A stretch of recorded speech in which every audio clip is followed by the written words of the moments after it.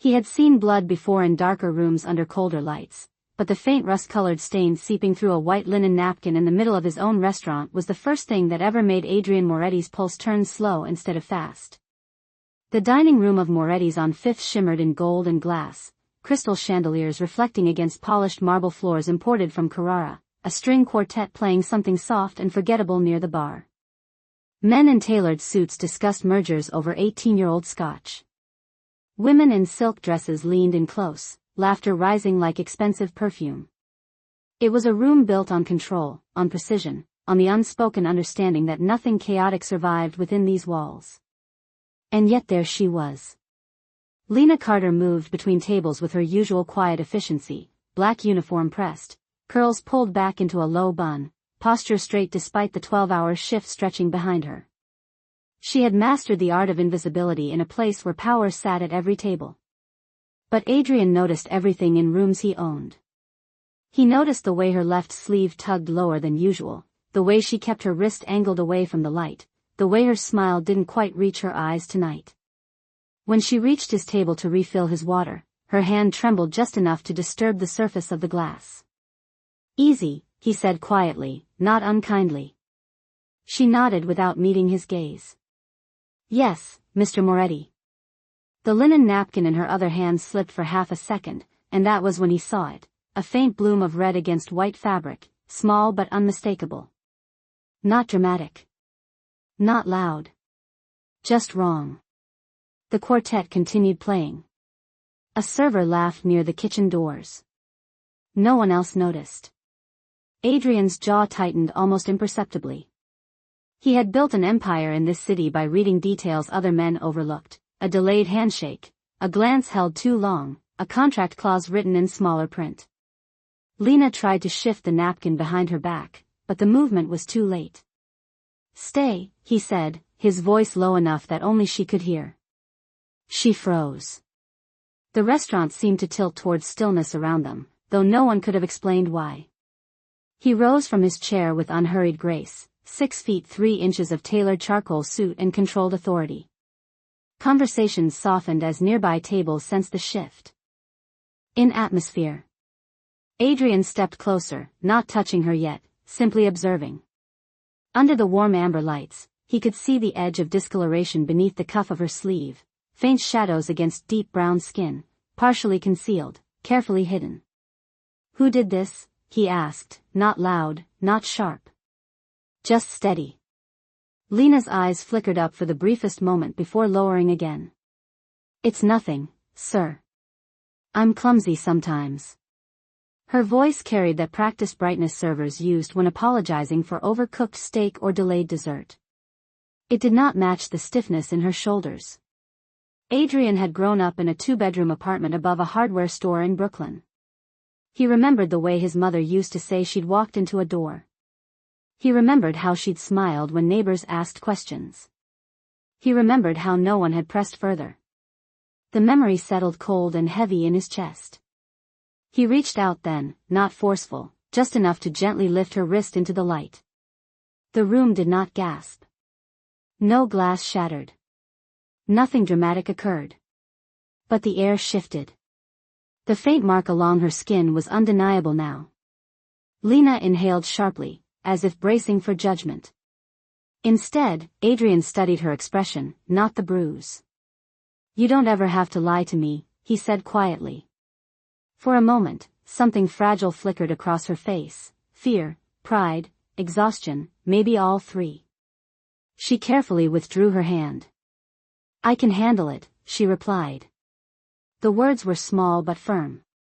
Adrian held her gaze for a long second, long enough that the quartet faltered half a beat before recovering. He nodded once, returning to his seat as if nothing significant had occurred. "Finish your shift," he said. "Then go home." She hesitated, then moved away, shoulders squared again, napkin folded tight in her palm. Around them, the restaurant exhaled and resumed its rhythm. Wine was poured. Deals were whispered. Laughter returned. But Adrian Moretti no longer tasted the 12-year bourbon in his glass. He watched Lena as she worked the floor, cataloging every forced smile, every guarded movement. In a city that answered to him in ways most people never understood, he had ignored many things to maintain balance. Tonight would not be one of them. And somewhere deep beneath the polished marble and quiet music, something old and unresolved began to stir inside him, something that had once belonged to a frightened boy who couldn't protect the only person who ever truly loved him. Adrian did not look at Lena again for the remainder of dinner, but that did not mean he stopped watching her. He finished his meal in silence while the men across from him discussed expansion into Miami and the rising cost of waterfront property, their voices confident, unaware that his attention had shifted entirely. Every few minutes his eyes moved to the reflection in the mirrored wall behind the bar where he could see the dining room without turning his head. Lena maintained her composure with professional precision. She cleared plates, recommended wine pairings, and offered polite smiles that appeared authentic to anyone who did not know what to look for. Adrian knew what to look for. He noticed how she favored her right side when lifting a tray, how she avoided stretching her left arm fully, how she checked her phone once near the service station and immediately flipped it face down as if the screen itself carried weight. When the final signature was placed on the leather folder that held the evening's contract, Adrian rose without fanfare. "Keep the car ready," he told his driver through a brief call. He did not raise his voice, but the instruction carried the kind of certainty that moved men into action without further explanation. As he stepped toward the exit, the head manager hurried over. "Everything satisfactory tonight, sir?" Adrian adjusted the cuff of his shirt and glanced once more across the room. Lena was speaking to a couple celebrating their anniversary, her posture straight, her tone warm. "Very," he replied evenly. "Make sure Miss Carter clocks out early." The manager blinked in confusion. "Of course." Adrian left through the private entrance, the cool night air of Manhattan brushing against his face. It was just past 10 o'clock, traffic along Fifth Avenue steady, headlights stretching into thin ribbons of white and red. He stood on the sidewalk for a moment, looking up at the illuminated windows of his restaurant. From the outside, it looked flawless. Inside, something had cracked. He slid into the back seat of his black sedan and gave a single instruction. "Have someone follow her when she leaves." Quietly. There were no follow-up questions. There never were. Inside the restaurant, Lena exhaled for what felt like the first time all evening when the manager told her she could leave.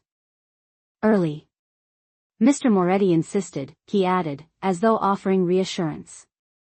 She forced a grateful smile. "Thank you." In the locker room, she changed into a simple denim jacket and flat shoes. Under the harsh fluorescent lights, the faint discoloration along her wrist looked darker than it had beneath the chandeliers. She wrapped a neutral-toned scarf around her arm before slipping her phone into her bag. The screen lit up briefly with several unread messages. She did not open them. Outside, the October air carried a sharp edge, the temperature dipping toward 50 degrees. Lena walked 3 blocks to the subway entrance instead of calling a rideshare, her steps measured, her gaze lowered. She felt the familiar tightness in her chest, the kind that came from constantly calculating mood, tone, and timing in someone else's apartment. At the top of the subway stairs she paused, pulling her jacket sleeve down again. A black SUV idled across the street, indistinguishable from dozens of others in the city. Inside, one of Adrian's men watched without expression, simply noting direction and distance. Back in the sedan a few avenues away, Adrian sat with his hands folded, staring at nothing in particular. He remembered being 12 years old and listening to arguments through thin walls, memorizing the pattern of footsteps in the hallway so he could predict what came next. He had promised himself that when he finally held power, he would never ignore the signs he once depended on others to notice. His phone vibrated once. A message: "She is heading uptown. Alone." He responded with 2 words. "Keep distance." He did not need details yet. He needed confirmation. In a city of 8 million people, it was easy to disappear into routine. Adrian Moretti had built his reputation on ensuring that nothing important ever slipped through routine unnoticed. Tonight, a small stain on white linen had shifted his focus. And somewhere between Fifth Avenue and a modest apartment several subway stops north, the quiet machinery of his influence had already begun to move. The subway car rattled northbound beneath the city, metal grinding against metal in a rhythm that most commuters stopped noticing years ago. Lena stood near the doors instead of taking a seat, one hand gripping the cold steel pole, the other wrapped tight around the strap of her bag. She kept her head angled down, watching the reflection of fluorescent light streak across the darkened window. Every stop felt longer than the last. Every vibration of her phone inside her purse felt heavier than it should have. Above ground, 3 cars back from the station entrance, the black SUV maintained distance, never pulling too close, never drawing attention. The man behind the wheel did not speak. He simply observed, recording times and turns. Lena exited at 125th Street and climbed the stairs slowly, as if buying herself a few extra seconds before facing what waited above.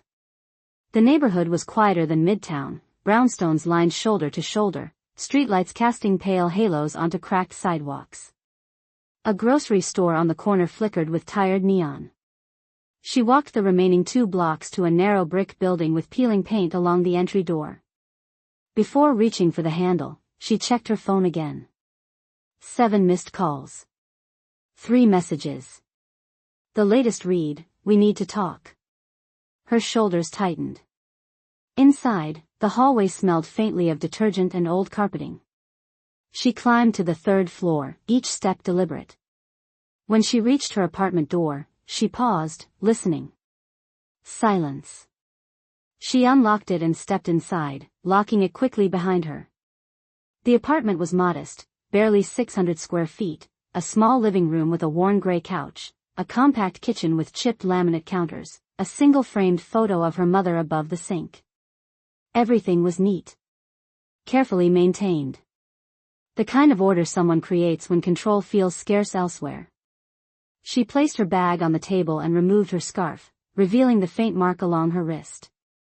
Under the harsher light of the overhead fixture, the discoloration looked more pronounced. She exhaled slowly and reached for the sink, running cool water over a clean cloth before pressing it gently against her skin. No drama. No tears. Just routine.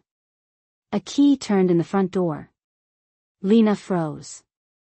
The handle shifted, then the door opened. Marcus stepped inside, tall, broad-shouldered, dressed in a navy hoodie and work boots dusted with drywall powder. He stopped when he saw her standing in the kitchen. "You left early," he said evenly. His voice was not raised. It did not need to be. Lena lowered the cloth. "The manager let me go." Marcus stepped farther into the room, placing his keys on the counter with deliberate care. "You did not answer your phone." "I was working." She kept her tone calm, steady, the way she had learned to do over the past year. Marcus glanced at her wrist despite her attempt to conceal it again. His jaw tightened slightly. "We talked about that." She swallowed. "It is nothing." The words felt thin, even to her. He moved toward the living room, sitting heavily on the couch. "You think people do not notice?" he asked. "You work around rich men all night. You think they do not see things?" Her pulse quickened. She thought of Adrian's steady gaze beneath the chandeliers. "No one noticed," she said quietly. Across town, Adrian sat alone in his study overlooking Central Park, jacket removed, sleeves rolled neatly to his forearms. The city lights below stretched in a grid of gold and white. His phone vibrated once. Arrived at residence. Male subject present. No visible disturbance. Adrian read the message twice. He set the phone down on his desk and leaned back in his chair, eyes closing briefly as memory pressed forward again. His mother standing at the stove pretending nothing was wrong. The way neighbors chose politeness over intervention. The way silence could protect the wrong person. He opened his eyes and picked up the phone once more. "Keep watch. Do not engage." Yet. He did not act impulsively. He never had. Power, in his world, was not about loud reactions. It was about timing. Back in the apartment, Lena stood near the kitchen counter, posture straight, expression neutral. Marcus studied her for a long moment. "You need to understand something," he said finally. "I just want respect." She nodded slowly. "I know." The room felt smaller than usual, the air heavier. Outside, a car idled at the curb longer than most would notice. Inside his penthouse office, Adrian Moretti stared at the skyline and understood one thing with perfect clarity. Respect was a word men often used when they meant control. And he had no intention of allowing control to masquerade as anything else. Morning arrived without ceremony. A thin gray light filtered through the blinds of Lena's apartment, cutting quiet lines across the kitchen floor. She had barely slept. Marcus had left before sunrise, boots heavy against the hallway floor, offering only a brief, clipped goodbye that carried more warning than warmth. Lena stood at the sink in an oversized sweater, pressing concealer carefully along the faint discoloration on her wrist, blending it with slow precision. She had learned small corrections. Longer sleeves. Neutral tones. Strategic lighting.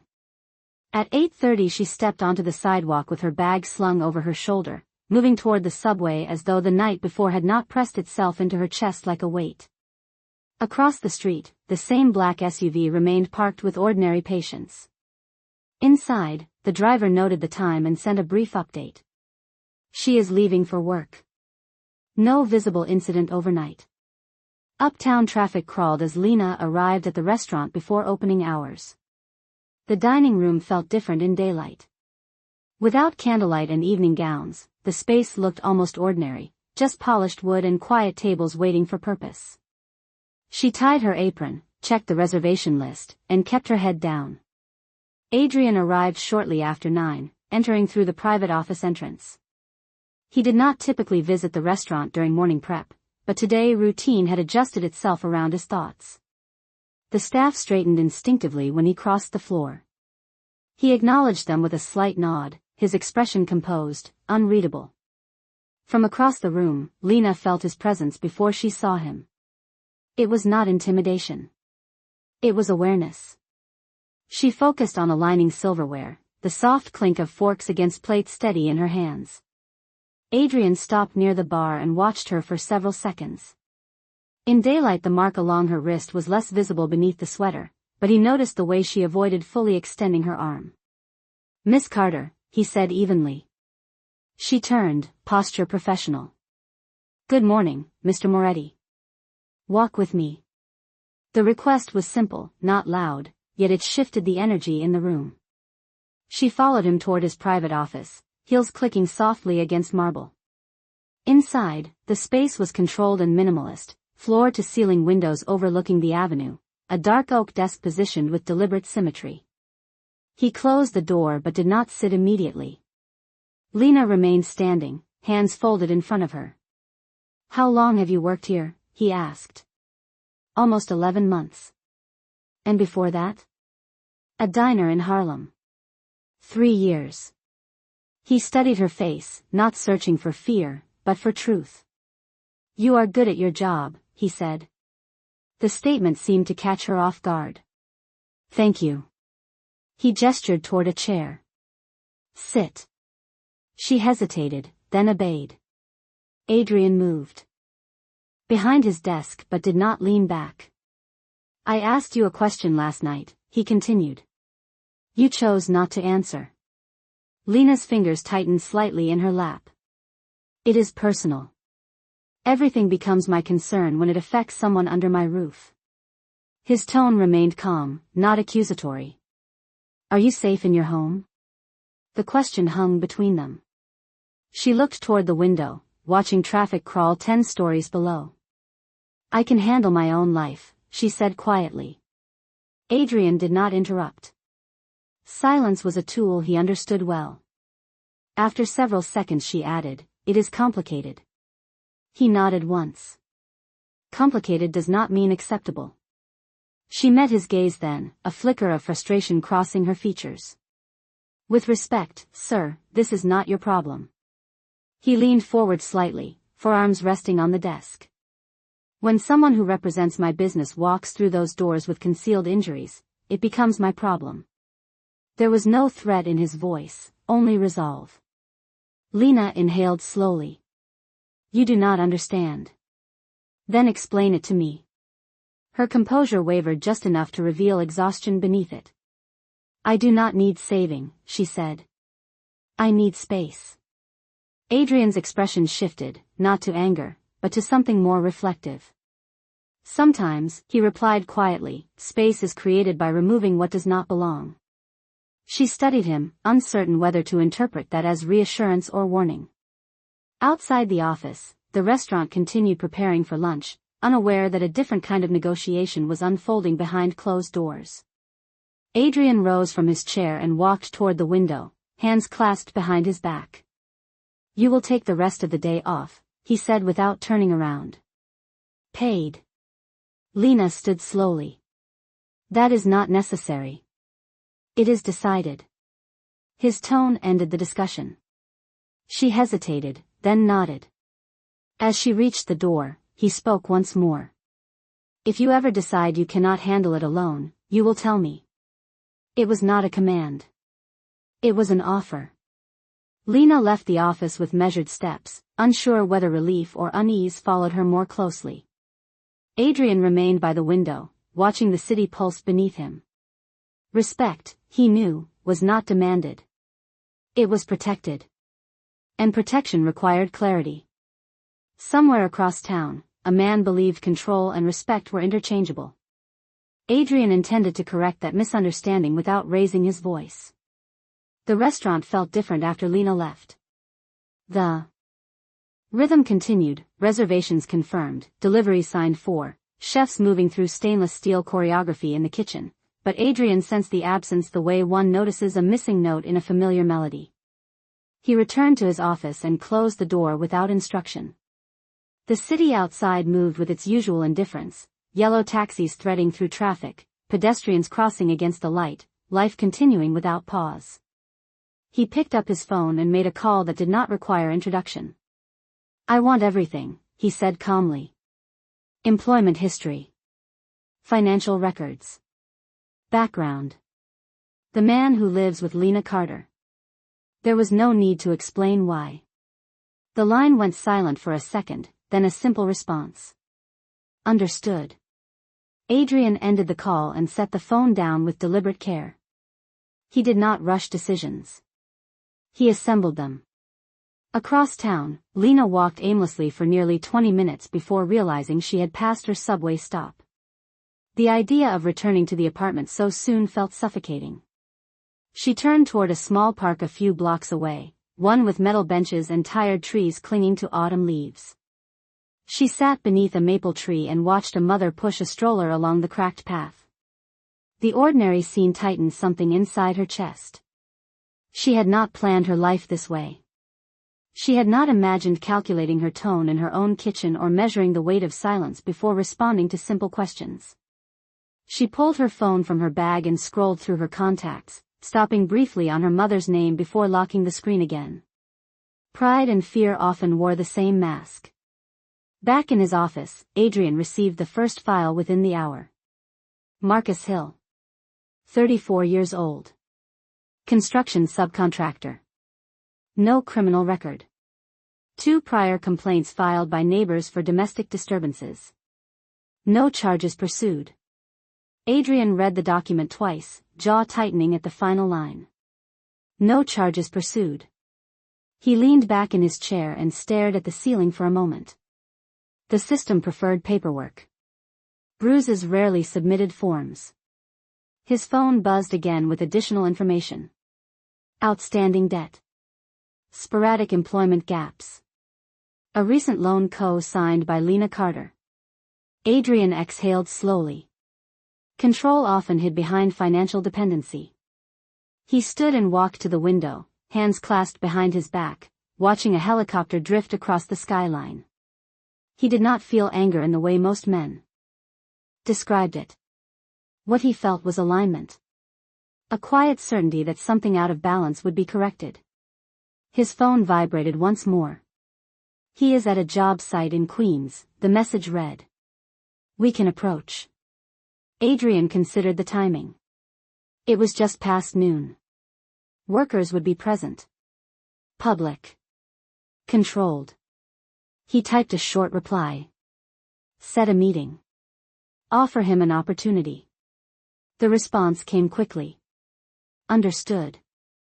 In the park, Lena's phone lit up with a message from Marcus. Where are you? She stared at the words. There was no punctuation. No warmth. Just demand. She typed back slowly. Taking the day. Manager sent me home. The dots appeared immediately, signaling his response. Why? She hesitated, then wrote, I was not feeling well. A pause. Then, you should have told me. Her shoulders tensed.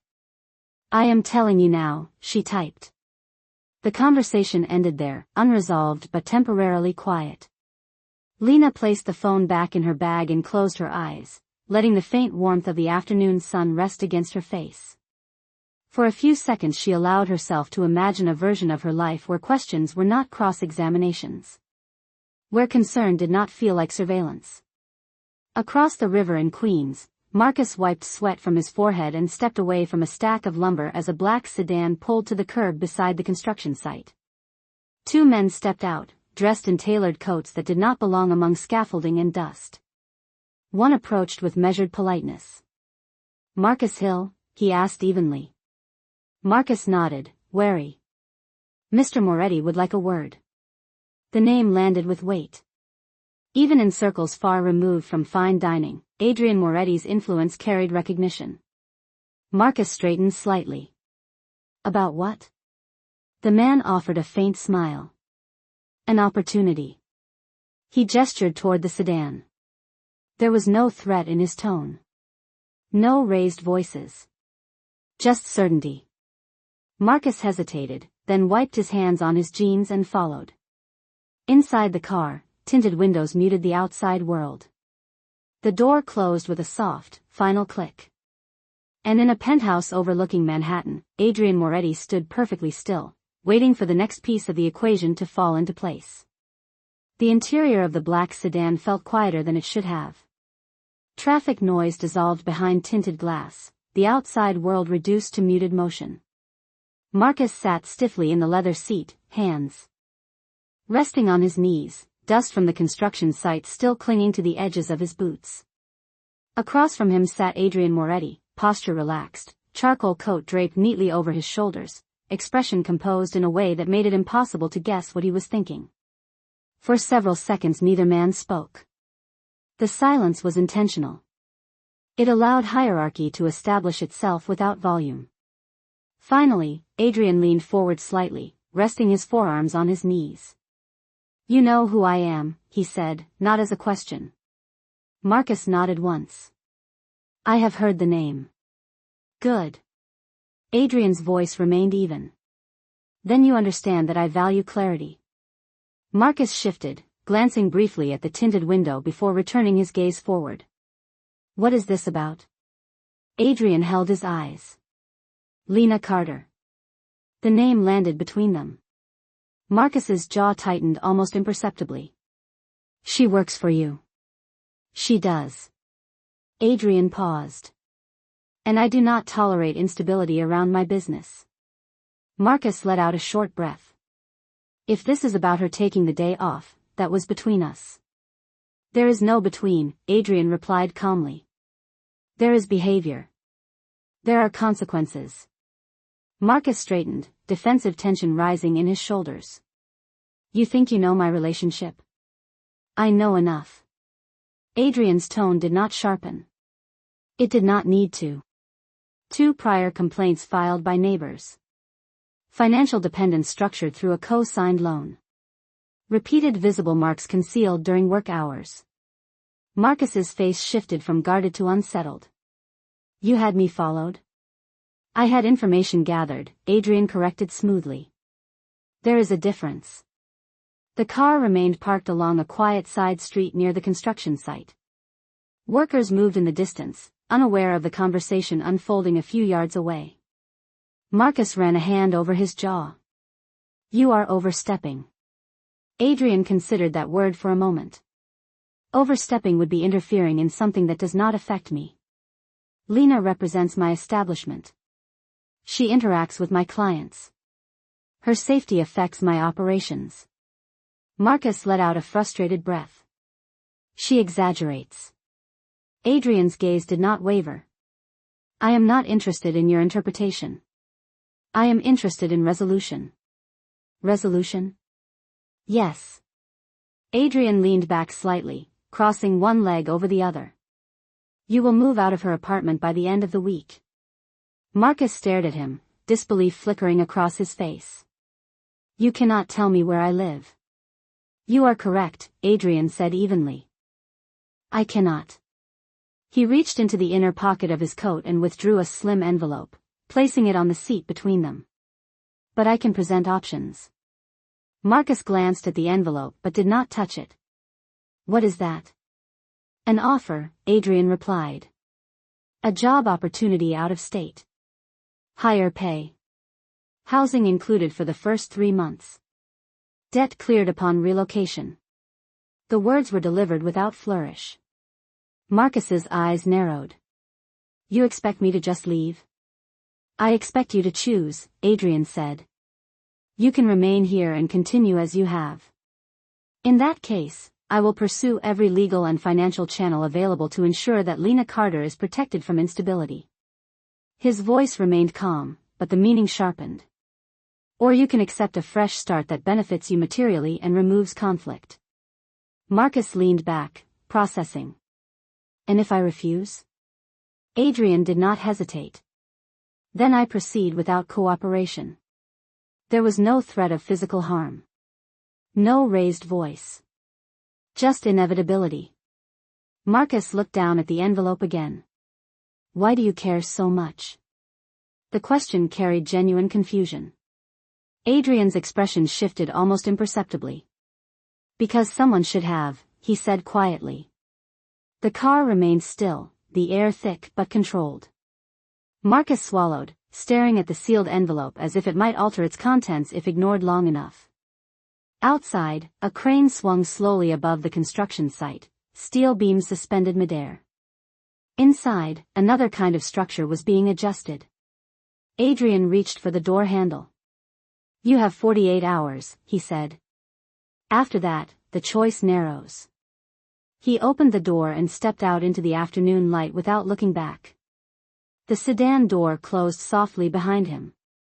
Marcus remained seated for several seconds, staring at the envelope resting on the leather seat, the weight of possibility heavier than any tool he had carried that morning. Across the river, Lena stood in her small kitchen staring at her phone, unaware that the balance of her life had begun to shift in a way she had not requested, but might desperately need. Marcus did not return to the construction site after Adrian stepped out of the sedan. He remained seated for nearly 5 full minutes, staring at the envelope as if it might disappear on its own. The city moved around him with impatient rhythm, car horns echoing down the block, workers calling to one another from scaffolding, steel beams clanging into place. Finally, he reached forward and picked up the envelope. It felt heavier than paper should.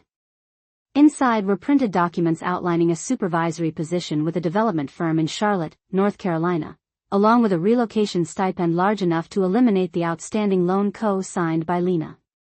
At the bottom of the page was a discreet line of text stating that the offer would expire in 48 hours. No threats. No signatures from Adrian himself. Just opportunity structured with precision. Marcus exhaled slowly, folding the papers back into place. Across Manhattan, Lena stood at her kitchen counter staring at a blank wall, replaying the morning conversation in Adrian's office. You do not ever have to lie to me. The words had unsettled her more than any raised voice could have. She had grown accustomed to managing tension by minimizing it, smoothing it over, shrinking it until it appeared manageable. Adrian's approach was different. He did not ask loudly. He waited. Her phone vibrated. Marcus. She hesitated before answering. Hello. His voice came through controlled, almost measured. Where are you? Home. A pause. I might be late tonight. She frowned slightly. Why? Work. The single word carried weight. She sensed something altered but could not identify what. All right, she said quietly. After the call ended, she leaned against the counter and closed her eyes. She did not know that 2 boroughs away a decision was forming that would redraw the lines of her life. Back in his penthouse, Adrian stood before a wall of windows overlooking Central Park. The late afternoon sun dipped low, casting long amber shadows across the skyline. One of his advisors stood a respectful distance behind him. He has the documents, the advisor said. Adrian nodded once. And?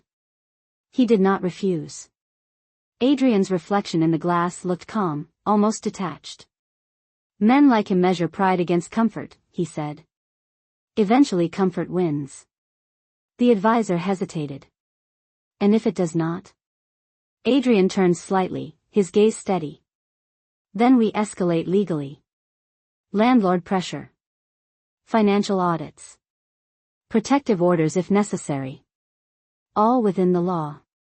There was no heat in his tone. Only certainty. Understood, the advisor replied before leaving the room. Adrian remained alone with the fading light. He thought again of his mother's small apartment, the way she had once told him that love required endurance.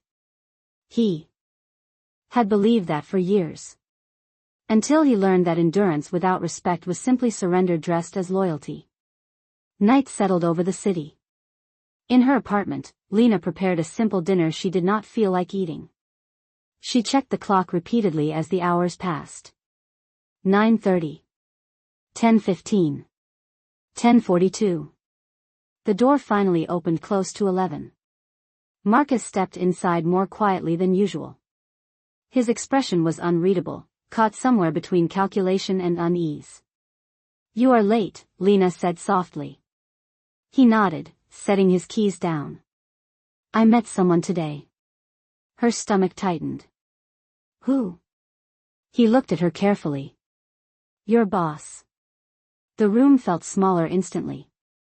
What? He made me an offer. Lena's fingers gripped the edge of the table. Why would he do that? Marcus shrugged, but the gesture lacked conviction. Says he wants stability around his business. She stared at him, realization dawning slowly. You told him something? I did not have to. His eyes flicked toward her wrist before returning to her face. Silence expanded between them. What kind of offer? She asked. Marcus hesitated, then answered, a job. Out of state. The words hung in the air, fragile and enormous at the same time. Lena felt her pulse in her throat. Are you taking it? He studied her, searching for something in her expression. Relief. Fear. Objection. I have not decided, he said finally. She nodded once, unable to trust her voice. For the first time in months, the future felt uncertain in a different way. Not smaller. Wider. And miles away in a penthouse overlooking the river of lights that was Manhattan at night, Adrian Moretti stood perfectly still, knowing that sometimes the most powerful move was not confrontation, but the quiet presentation of a door that someone else chose to walk through. The apartment felt unusually quiet after Marcus spoke the words out loud. A job out of state. The phrase lingered in the air like something fragile that might shatter if handled too quickly. Lena remained standing near the kitchen table, her hands resting flat against the worn wood surface as if she needed the contact to stay steady. Marcus removed his jacket slowly and draped it over the back of a chair. He did not look at her right away. It is good money, he said finally. More than I make here. Housing included for 3 months. Lena swallowed. And after 3 months? He hesitated. After that, I would figure it out. The future he described sounded temporary, uncertain, but also distant. Distant enough to create space. When would you leave? She asked quietly. End of the week, he replied. The answer came too easily. Her eyes lifted to meet his. You already decided. Marcus shifted his weight, uncomfortable under her steady gaze. I have debts. This clears them. He did not say her name, but they both knew which debt he meant. The loan that had tied them together in paperwork even when trust had thinned. Lena nodded slowly. A part of her felt relief so sharp it almost frightened her. Another part felt guilt for feeling that relief at all. Do you want me to stay? Marcus asked suddenly. The question caught her off guard. For months she had adjusted herself around his moods, softened her voice, minimized her needs. Now the choice sat in her hands like something unfamiliar. She searched for the right answer, but the truth rose before she could disguise it. I want peace, she said softly. Marcus looked at her for a long moment.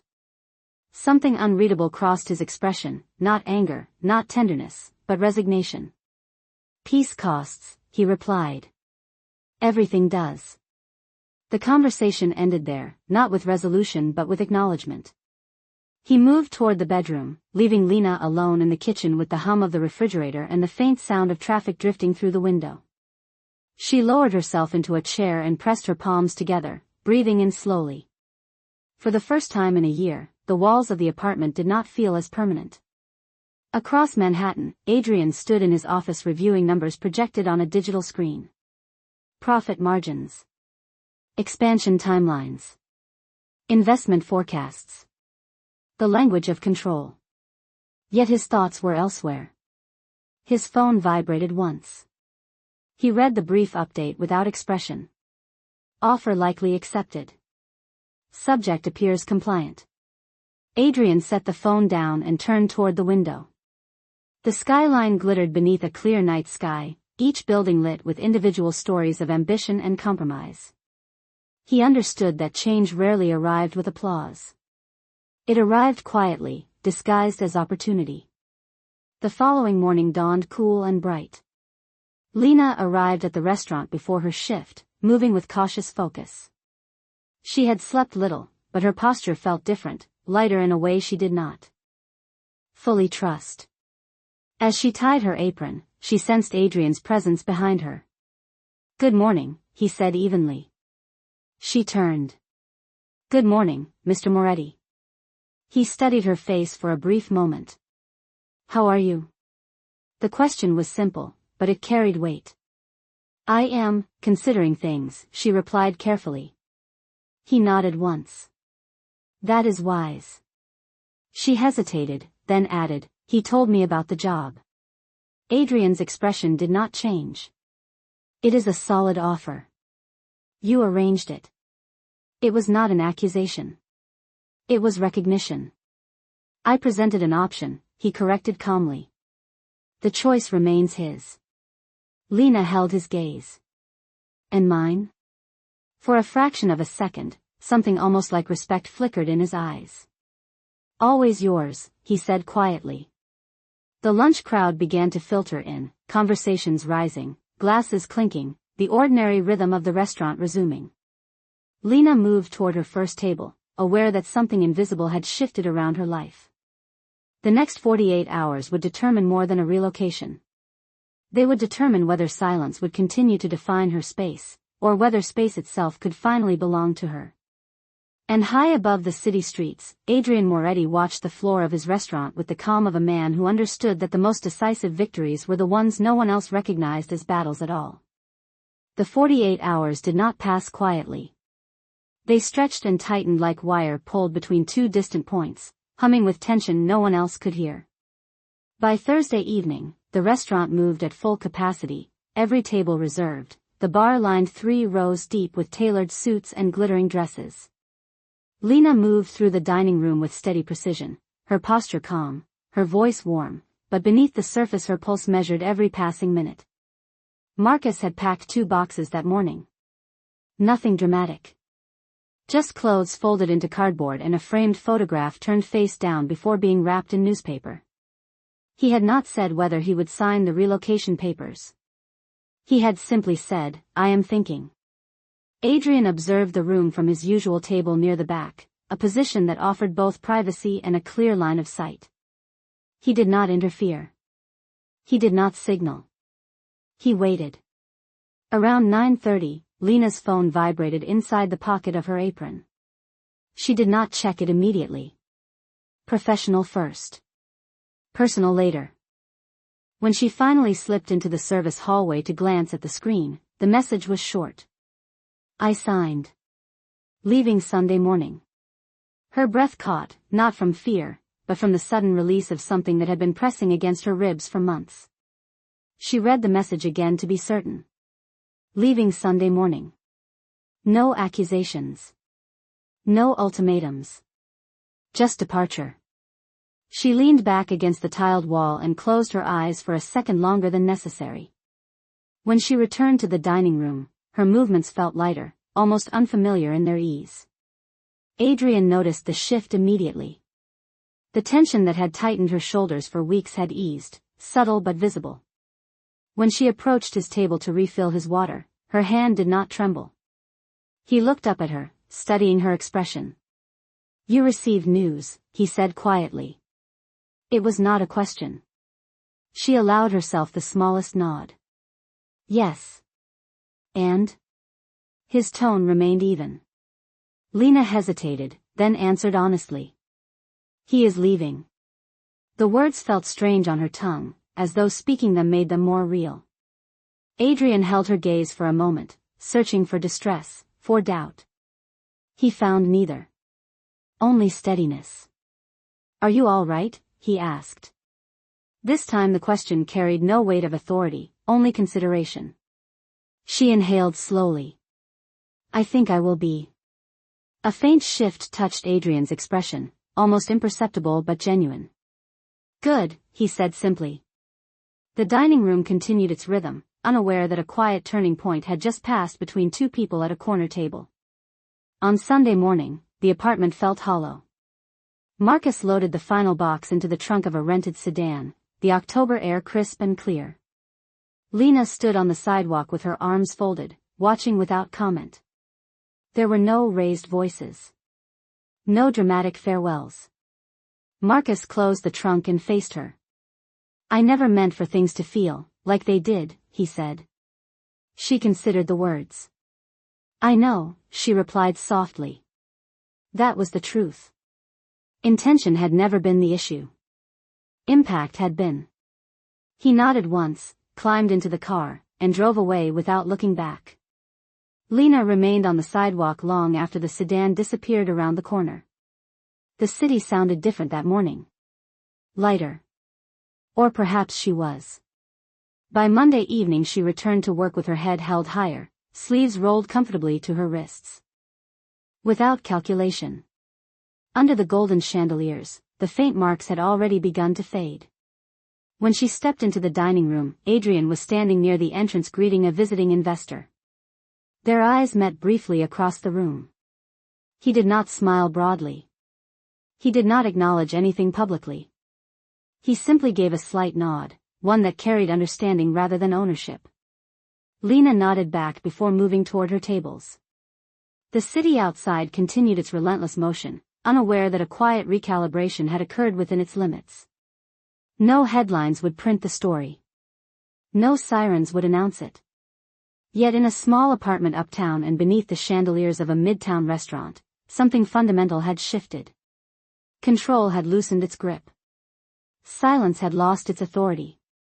And for the first time in a long while, Lena Carter walked through the world without bracing for the sound of her own door unlocking.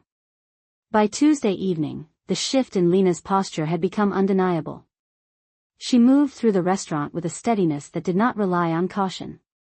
Her sleeves were rolled neatly to her forearms, not in defiance, not in display, but in comfort. The faint shadows along her skin had softened into memory, and more importantly, the tightness in her expression had dissolved. Customers noticed the difference without understanding its source. They described her as confident, attentive, radiant even. None of them knew that freedom can alter a person's presence more dramatically than any promotion or praise.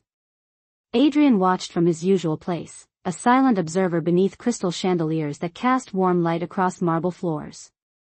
He had built his reputation on control, but tonight he felt something else settle into the room. Balance. Not because he had intervened, but because the choice had been made. Lena's choice to allow change. Marcus's choice to leave. His own choice to create options rather than issue commands. The power in that sequence did not come from force. It came from precision. Midway through the dinner rush, a group of investors from Chicago requested Adrian's attention. He joined them at their table with composed authority, discussing expansion, real estate acquisition, and logistics with calm certainty. Yet even while numbers were negotiated, part of his focus remained attuned to the dining room floor.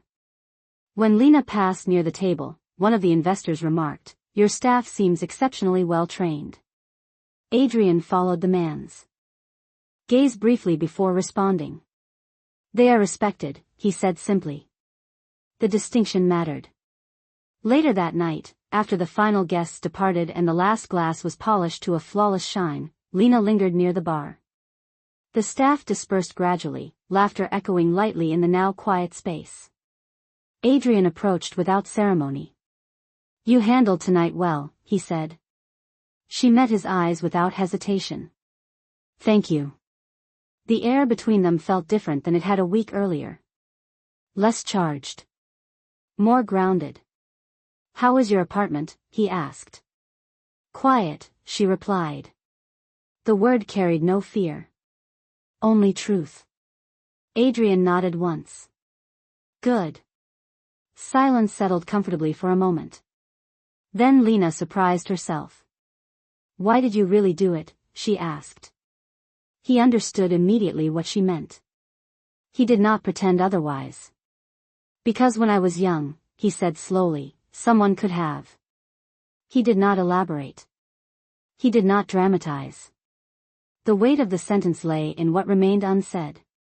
Lena studied him, recognizing something unguarded in his expression. "Thank you," she said quietly. He inclined his head, accepting the gratitude without ownership. "Do not thank me," he replied. "You walked through the door." She considered that. It was true. The offer had been extended, but the decision had not been his. Outside, the city hummed with its endless rhythm, traffic lights cycling through red and green, taxis weaving through avenues, strangers crossing paths without knowing the quiet transformations unfolding behind polished glass windows. Inside the restaurant, Lena removed her apron and folded it neatly, a small ritual that felt newly symbolic. When she stepped toward the exit, Adrian held the door open for her. The gesture was simple, almost ordinary, yet it carried a quiet acknowledgement.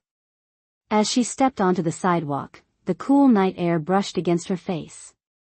She inhaled deeply, aware that the space around her belonged fully to her for the first time in a long while. Adrian remained just inside the doorway, watching her walk toward the corner before turning back into the restaurant. Power, he knew, was often mistaken for dominance. In truth, the most enduring power was protection without possession. That night, as the lights dimmed and the staff locked up, Moretti's stood as it always had, elegant and controlled. Yet something invisible had shifted within its walls. A woman who once braced herself at the sound of a key in her door now walked home unafraid. A man who once watched helplessly from the shadows of childhood had ensured that silence did not win again. And though the city would never mark the moment, beneath the quiet skyline of Manhattan, dignity had been restored without spectacle, without headlines, and without a single raised voice. Weeks passed, and the change that had begun quietly continued to settle into something steady and visible. Lena no longer checked her phone with guarded reflex. She no longer measured the tone of every sentence spoken in her own kitchen. The apartment, once a space negotiated carefully, became hers in full. She rearranged the furniture one Sunday afternoon, moving the couch closer to the window so that morning light could reach deeper into the room. She replaced the heavy curtains with lighter ones, allowing the city skyline to feel less like a barrier and more like a horizon. Small adjustments, perhaps insignificant to anyone else, but to her they felt like declarations. At the restaurant, her confidence translated into leadership. New hires gravitated toward her calm instruction, her steady presence in the dining room. She anticipated needs before they were spoken, handled tense customers without flinching, and carried herself with a composure that no longer masked fear but reflected clarity. One evening, as a private event filled the back dining hall with 200 guests celebrating a corporate milestone, the head manager approached Adrian with a concern about staffing gaps. Adrian listened, then glanced across the floor toward Lena as she coordinated a team of servers with quiet efficiency. "Have her oversee the rotation tonight," he said. The manager blinked. "Miss Carter?" Adrian nodded once. "She already is." The shift unfolded without incident. Orders were delivered on time, wine refilled seamlessly, the event concluded with applause from the host. Later, when the guests had departed and the staff gathered near the bar to unwind, the manager raised a glass of sparkling water. "To Lena," he said with a grin. "For saving us from chaos." Laughter followed, genuine and warm. Lena flushed slightly but held her head high. From across the room, Adrian observed without stepping forward to claim credit. Leadership, he understood, was not about announcing elevation. It was about recognizing it. After closing, he called her into his office once more. The space felt different now, not intimidating but familiar. "Sit," he said, though his tone lacked the weight it once carried. She did, meeting his gaze without hesitation. "You handled tonight well," he said. "You handled the last few weeks even better." She smiled faintly. "I had help." "You had opportunity," he corrected gently. He opened a folder on his desk and slid a document across toward her. "I am expanding operations. A second location. I need someone who understands both precision and people." Lena glanced down at the paper. "Assistant floor manager. Salary increase. Health benefits." Her breath caught, not from disbelief, but from the realization that her life was no longer reacting. It was advancing. "You earned this," Adrian said quietly. She looked up. "I want to make sure you know something," she said. "You did not fix my life." His expression remained composed. "I would not try." "You gave me room to choose," she finished. He inclined his head slightly. "That is all anyone can offer." Outside the office window, Manhattan shimmered in the late evening glow, each building illuminated like a constellation brought down to earth. Lena signed the document with steady hands. When she stepped back onto the restaurant floor, the chandeliers reflected softly in her eyes, no longer symbols of distance, but of belonging. Adrian remained behind his desk for a moment after she left, gazing at the skyline. He had built influence through strategy, loyalty through fear, stability through structure. Yet the quiet satisfaction that settled in his chest tonight came from something far simpler. He had recognized a bruise and refused to look away. And in doing so, he had altered more than a situation. He had altered a trajectory. In the weeks that followed, Lena's laughter carried farther across the dining room, her presence steadier, her future no longer defined by endurance but by direction. The city continued to spin with its usual urgency, unaware that beneath its towering skyline, dignity had been defended not with spectacle, but with resolve. And sometimes, that was more powerful than anything announced in headlines. Winter arrived quietly in Manhattan, wrapping the city in a sharp December chill that made breath visible in the early morning air. The second restaurant location stood nearly complete now, glass panels reflecting gray skies and scaffolding coming down one section at a time. Inside the original location, Lena moved through her responsibilities with the confidence of someone who no longer questioned her place. The assistant manager title had settled naturally on her shoulders. She reviewed schedules, coached new hires, and stepped into tense situations with a calm authority that did not need to be announced. Staff members who once saw her only as another server now looked to her for direction. Respect had shifted from silent endurance to earned recognition. One evening, as snow began to fall in soft spirals outside the tall windows, Adrian called a small meeting before opening. The staff gathered near the bar, coats still draped over chairs, hands wrapped around cups of coffee. "The new location opens in 6 weeks," he said evenly. "I expect precision. I expect professionalism. And I expect leadership." His eyes moved briefly to Lena before returning to the group. "Those who rise here do so because they are ready." There was no applause. No dramatic pause. Only clarity. After the meeting, Lena lingered behind as the others dispersed. Snowflakes pressed gently against the glass, dissolving almost instantly. "You are trusting me with a lot," she said. Adrian adjusted the cuff of his shirt, his posture relaxed but attentive. "Trust is not given lightly," he replied. "It is built." She nodded slowly. "I used to think strength meant surviving," she admitted. "Now I think it means choosing." Adrian regarded her thoughtfully. "Survival is the first step," he said. "Choice is the second. Direction is the third." The words settled between them, not as instruction, but as acknowledgement of distance traveled. Later that week, Lena visited her mother in Brooklyn, carrying groceries and a quiet smile that her mother noticed immediately. "You look different," her mother said as they sat at the small kitchen table. "Lighter." Lena laughed softly. "I feel lighter." She did not recount every detail. She did not need to. The absence of tension in her voice told its own story. Back at the restaurant, preparations for the new opening intensified. Contractors measured spaces in feet and inches, designers adjusted lighting angles, suppliers confirmed shipments. Adrian moved through it all with controlled focus, but when he observed Lena walking the floor of the new location for the first time, clipboard in hand, directing placement of tables and coordinating staff flow, something steady settled in him. She did not hesitate. She did not look to him for validation at every turn. She assessed, decided, adjusted. It was not dependence that had grown between them. It was mutual recognition. On the evening before the new restaurant's grand opening, Adrian stood alone in the dimly lit space, the city skyline visible through the broad windows. Lena entered quietly, heels echoing faintly against polished wood. "Everything is ready," she said. He nodded. "So are you." She met his gaze without flinching. "Thank you," she said, "not for the job, not for the opportunity, but for something deeper that did not require naming." He inclined his head once, accepting without possession. Outside, snow drifted across the sidewalks of Manhattan, covering footprints as quickly as they formed. Inside, the final lights were switched off one by one. As they stepped out into the cold night air, the city hummed with its usual urgency, unaware that within its vastness, a quiet victory had unfolded.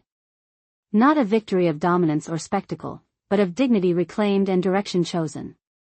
And as Lena walked toward her car, shoulders straight, breath steady in the winter air, Adrian remained by the entrance for a moment longer, understanding that sometimes the most profound change in a city does not come from power displayed, but from power restrained. In the stillness of that snowy night, beneath a skyline that had witnessed countless stories of ambition and loss, one simple truth remained clear. Respect, once protected, becomes something no one can take away again. The grand opening arrived beneath a clear January sky, the kind of cold that sharpened the edges of every building and turned breath into visible proof of life.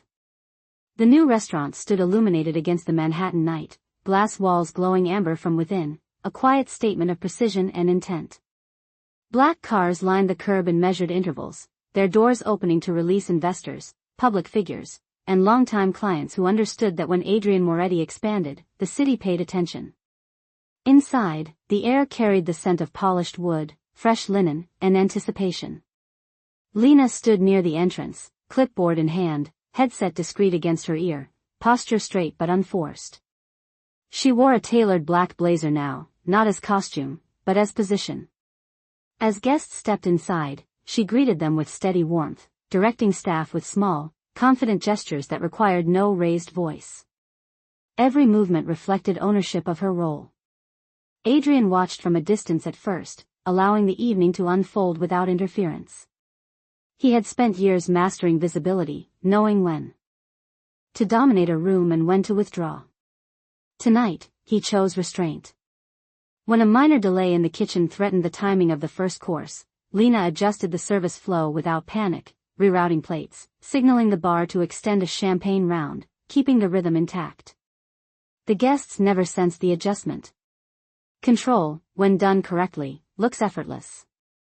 By the time the final course was served and the room rose in applause for the seamless opening, the success was undeniable. Investors approached Adrian with handshakes and congratulations, praising the elegance, the organization, the atmosphere. He accepted their words with composed nods, but his gaze moved once more across the dining room floor to where Lena stood reviewing the final checklist with two junior managers.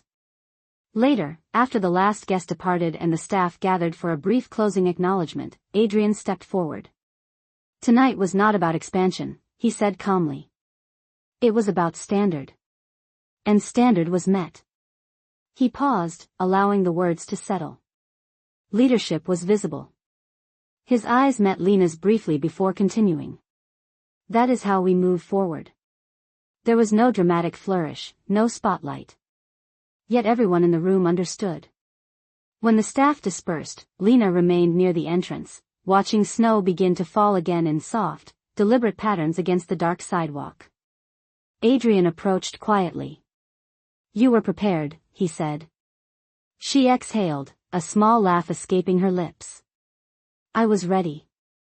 He studied her expression, searching for any lingering shadow of the woman who once concealed her wrist beneath heavy sleeves. There was none. Only clarity. Do you know what changed? He asked. She considered the question. I stopped waiting for someone else to fix it, she replied. And I stopped pretending I could handle everything alone. He nodded once. Strength is not isolation. No, she agreed softly. It is alignment. The snow thickened, covering the sidewalk in a thin white layer that erased earlier footprints. Lena stepped forward onto the curb, looking back at the illuminated restaurant with quiet pride. It was no longer simply a place she worked. It was a place she helped shape. Adrian remained just inside the doorway, hands folded loosely behind his back. He did not claim credit. He did not seek acknowledgement. He understood that what had begun with a small, hidden bruise had evolved into something larger than either of them had anticipated. It was not about rescue. It was about recognition. Not about control, but about correction. The city outside continued its endless motion, unaware that within one glass and marble establishment, a quiet restoration had taken place. Lena turned back toward him, her expression steady. I am not invisible anymore, she said. Adrian's response was simple. You never were. The words carried no exaggeration, only truth. Snow settled along the edges of the street as the lights inside dimmed gradually, one by one. In the reflection of the glass facade, two figures stood briefly side by side, not defined by hierarchy, but by shared understanding. And that night, beneath a skyline that had witnessed power misused and dignity dismissed too many times to count, the city did not need to be shocked to be changed.